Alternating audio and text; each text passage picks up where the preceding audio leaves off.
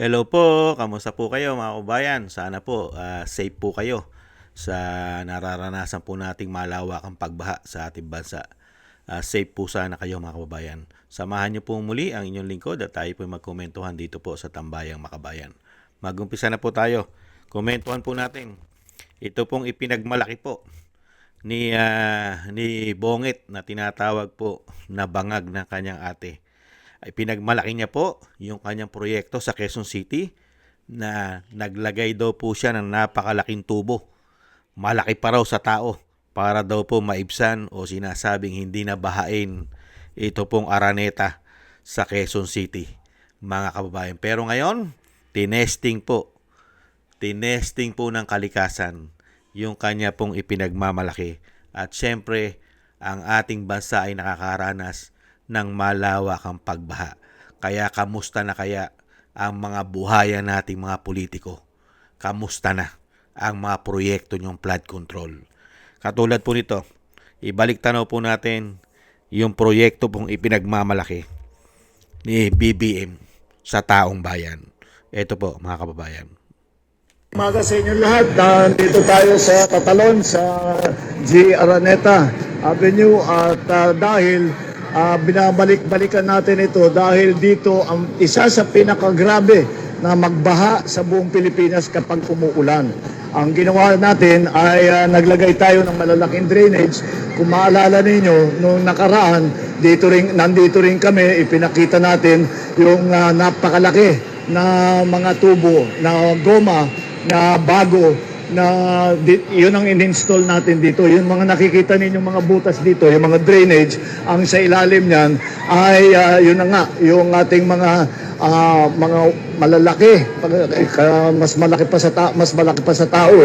Yung malalaki na tubo na dinagay natin para makapag-drain na mabilis at hindi na magbaha dito. Mabuti naman, mukhang effective naman dahil kausap ko lahat yung ibang mga tiga rito at kanila ay dati lumalampas daw sa second floor yung tubig dito kapag umuulan kahit kaunti lang. At maintindihan mo naman kung bakit dahil kung titignan ninyo lahat ng palabas dito ay pataas. Lahat ng pupunta mo mula rito ay pataas. Kaya naman lahat ng tubig dito pupunta. Kaya yung drainage importante at ang tubig na drain dito ay dinadala sa San Juan River. Yan ang plano natin. Wow naman! Wow! Effective na effective po mga kabayan. Na-testing po ng kalikasan yung kanya po ipinagmamalaki dyan sa Quezon City. Nalagpas tao. Napakalaki raw po ang ginawang tubo o drainage na hindi na raw po o maiibsan ng pagbaha dyan sa Quezon City sa may Araneta. Kaya po mga kababayan, ito po, lahat naman po na kanyang pinangako, pirami sa ating bansa, ay nakita naman po natin mga kababayan kung paano po siya gumawa ng solusyon at magbigay po ng serbisyo sa taong bayan. Lalong-lalo po sa napakalaking pondo budget na kinukuha po nila sa taxpayer. Hindi po ba? Ubod ng lalaki. Pero ang mga proyekto po na binibigay po sa taong bayan ay puro po nakakamatay di umano. Dahil pag mahina-hina po tayo, ay mamamatay po tayo sa baha. Hindi po ba? Ito pa po mga kababayan. At nagpapasalamat po sila kay BBM sa kanya pong napakagandang programa. Ito po mga kababayan. An 18-year-old girl falls for her best. Libo-libong hektarya ng lupa ay nalagyan na ng patubig sa buong bansa. At libo-libong hektarya pa ang patutubigan. Dami niya, binaha ko eh. Libo ang kaya. Binaha ko. Lanisa. Ay. Libo-libong hektarya ng lupa ay nalagyan na ng patubig sa buong bansa. At libo-libong hektarya pa ang patutubigan. Dami niya, binaha ko eh. Libo ang kaya. Pamabayan, gusto niya po kasi libo-libo hektarya ang malagyan daw po ng tubig sa Pilipinas. Nangyayari naman po, buong Pilipinas po Puro tubig po ang nararanasan natin Dahil isa po sa programa yan ng Pangulo, mga kababayan. Libo-libong hektarya. At ito pa po mga kababayan. ito pa po ang sinasabi po. mga kababayan, na solusyon po kung paano po natin ang tubig baha. Pakinggan po natin ang solusyon, mga kababayan. Pero ngayon, andito tayo para simulan ang solusyon.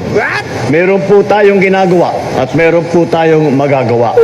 Imbis na bumaha tuwing tag-ulan, ang gagawin natin ay iipunin natin ang tubig, ipunin natin ang tubig, ipunin natin ang tubig para mapakinabangan sa panahon ng tagtuyot.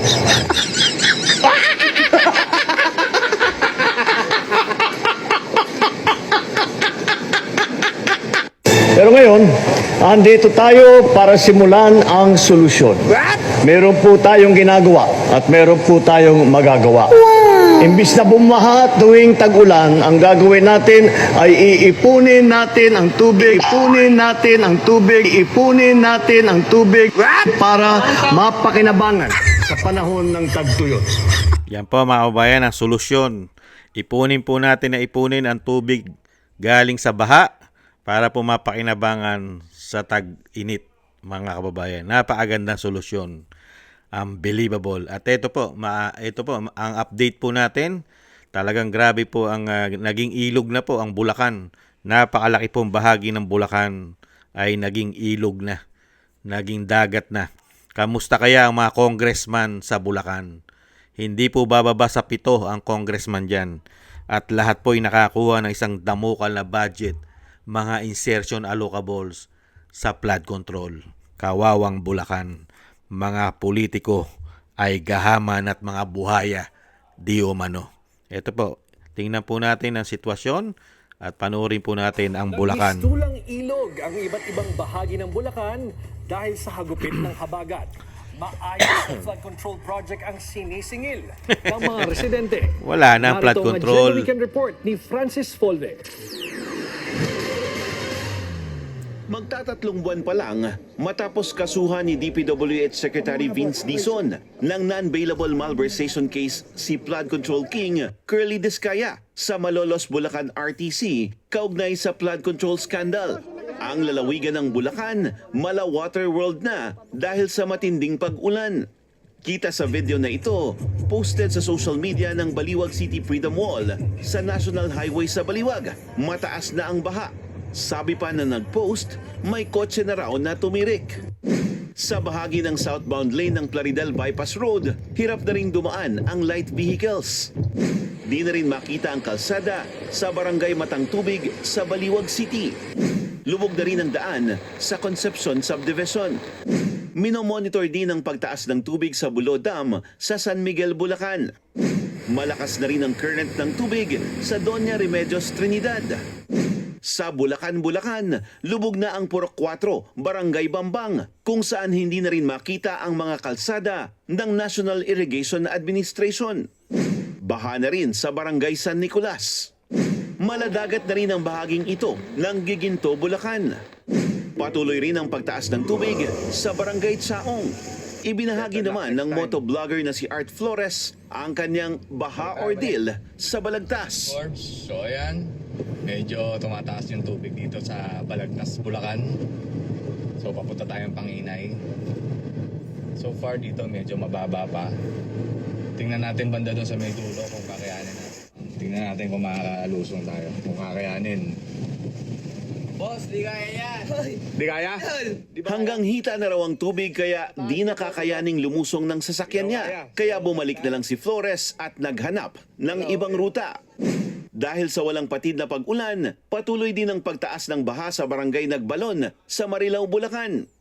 Nagsimula ng umapaw ang ilog sa barangay Hulo sa May Kawayan. Bantay sarado din ang MDRRMO sa level ng tubig sa Bukawi. Handa rin silang magpatupad ng evacuation kapag umakyat na sa 12 meters ang tubig. Patuloy naman ang pagbabantay sa level ng tubig sa Angat River na inaasahang maaapektuhan ng pagbaba ng tubig mula sa mga kabundukan sa norte. Uploaded din sa FB ng Balitaang Hagoenyo ang isang open letter sa gobyerno para sa concrete and permanent solution to flooding sa Hagonoy, Bulacan. Hindi raw ito liham ng galit, kundi desperasyon. dahil sa ilang taon ng problema sa kanilang bayan na hindi na lang tuwing tag-ulan, lumulubog at binabaha sila buong taon. Hindi na raw kayang protektahan ng temporary dikes ang 133,000 na residente ng Hagonoy. Doble kayod naman ang DPWH sa pagsasaayos ng mga baradong daluyan ng tubig para maibsan ng baha. Sumuong na rin ang DSWD at LGU sa pagbibigay ng ayuda sa mga apektado ng habagat. Yan po mga kababayan, ang solusyon po ng gobyerno ngayon, mga kababayan, sa taon-taon po na binabudget po ng taxpayer money para po solusyonan ang sinasabi pong dekada ng problema sa pagbaha.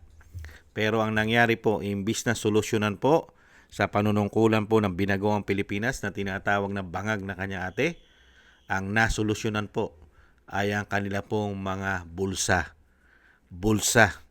at ang kanilang paglago. Ang paglago po ng mga kayamanan nila ang nasolusyonan di umano. Hindi po ba? Kaya nga po, papalit-palit na lang po mga politiko dyan sa Bulacan. Ilang pamilya lang po. Yata sa Bulacan, sila lang po. Mga congressman, representative dyan. Kamusta na mga proyekto nyo? Para ang inyong mga nasasakupan ay mabigyan nyo ng napakaganda man lang na paglilingkod. Mailayo man lang.